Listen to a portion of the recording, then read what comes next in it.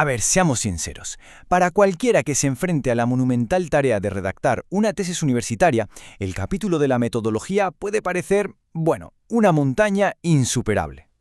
Sin embargo, en esta guía de hoy vamos a plantear una hoja de ruta definitiva y súper práctica para dominar paso a paso una de las herramientas más potentes y frecuentes de la investigación académica, la encuesta. Para transformar esa enorme montaña de la recolección de datos en un proceso totalmente manejable, vamos a seguir 6 etapas clave. Primero, entenderemos qué es la encuesta de tesis, luego pasaremos a la planificación metodológica, de ahí a la construcción del cuestionario, repasaremos los tipos de preguntas, veremos la recolección y presentación y cerraremos con el análisis crítico de datos. Empecemos por el principio. Punto 1. La encuesta de tesis, que es muchísimo más que un simple formulario. En un proyecto universitario nos jugamos mucho. Al final del día, una investigación es tan sólida como los datos que la sustentan, ¿no? Por eso, una encuesta aquí no es un formulario web cualquiera que montamos en 5 minutos para pedir correos electrónicos. En el mundo académico es una técnica de recolección súper estructurada. Digamos que es una herramienta vital para entender fenómenos sociales, tendencias o percepciones reales. Pasamos al punto 2.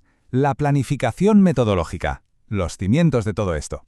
Una encuesta académica jamás, y digo jamás, puede hacerse de forma aislada o improvisando sobre la marcha. Requiere una base impecable mucho antes de redactar la primera pregunta. Imaginemos por un momento que nuestra tesis trata sobre el impacto de la inteligencia artificial en la universidad. Pues bien, la encuesta no se lanza al azar, tiene que estar anclada a 5 pilares. Un problema de investigación concreto, los objetivos, las categorías de análisis, la población a la que nos dirigimos y el propósito investigativo. Cada pregunta que hagamos tiene que justificar su existencia frente a estos pilares. El proceso para armar esto sigue un orden cronológico intocable. Paso 1, definir el objetivo. Paso 2, definir la población. Y atención, solo en el paso 3 nos ponemos a diseñar las preguntas. Ojo aquí, porque si no definimos estrictamente el objetivo general en ese primer paso, nos estamos comprando un billete directo al desastre metodológico. Acabaremos con un montón de datos caóticos que serán literalmente imposibles de encajar. Llegamos a la tercera parada, la construcción del cuestionario. Aquí, la claridad lo es todo. Al redactar, que es donde la teoría choca de frente con la práctica, es facilísimo caer en malos hábitos. Fijaos en el contraste. Un mal ejemplo sería algo como: ¿considera que las dinámicas educativas implementadas recientemente en las plataformas institucionales favorecen suficientemente los procesos? Menudo lío, ¿verdad? Francamente, agota solo leerlo. En cambio, el buen ejemplo va directo al grano.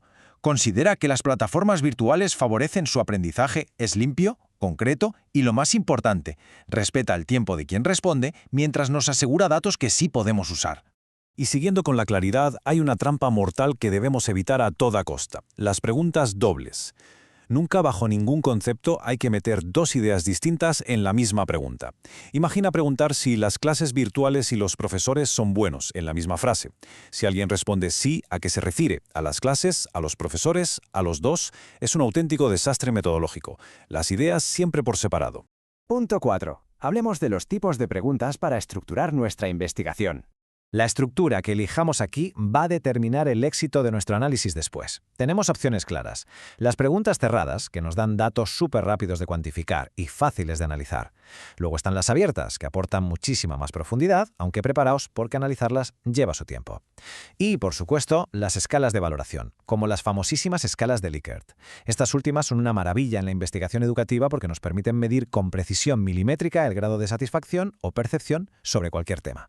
Quinto paso. La recolección y presentación visual de los hallazgos. Bien, una vez que hemos lanzado la encuesta y tenemos las respuestas, entramos en la fase post-recolección. Tenemos un montón de datos brutos que necesitamos organizar visualmente para que la historia cobre sentido. Siguiendo con nuestro ejemplo de la inteligencia artificial, si lo pasamos a un gráfico, vemos de un vistazo que un 70% la considera útil, un 20% a veces y un 10% no. Presentarlo así convierte un montón de números fríos en proporciones clarísimas y contundentes, algo fundamental para defender la tesis ante cualquier tribunal. Y por fin, el punto 6, el plato fuerte, el análisis crítico de datos, el verdadero corazón de la tesis. Llegar aquí es el auténtico clímax del trabajo académico. Pero cuidado, decir simplemente que el 70% de los estudiantes usa inteligencia artificial no es analizar. Eso es solo describir. El trabajo riguroso de verdad empieza cuando miramos ese 70% y nos preguntamos: ¿por qué?